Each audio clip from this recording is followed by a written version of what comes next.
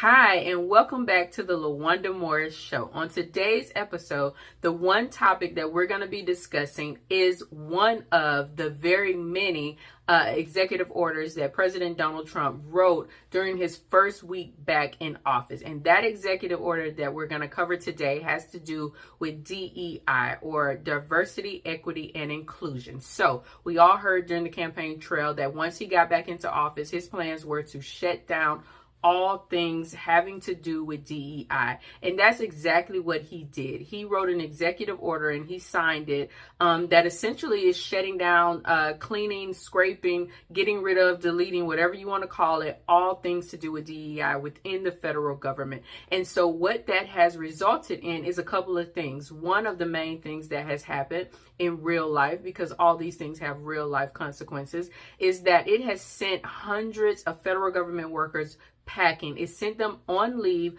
involuntary leave.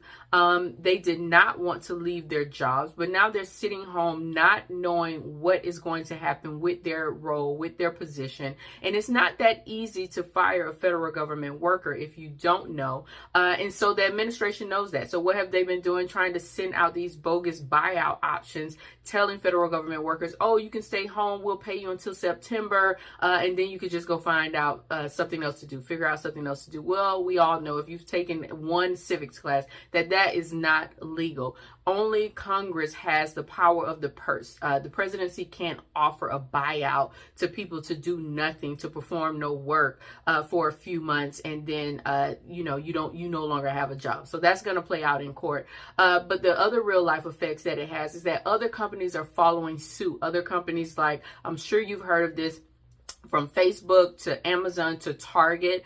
And so one of the main problems, there are so many problems with this, we'll get into that more next week, but one of the main problems is that a lot of Black-owned businesses sell their products through these platforms. And so because of this, what I want to do is just give people some things that they can do if they want to fight against this and to help solve this issue, because we will all be better off with diversity, equity, and inclusion. So things you can do is you can buy all black everything, go directly to their websites to buy their goods. You can organize. You can also join organizations that participate in social justice and fighting for social justice.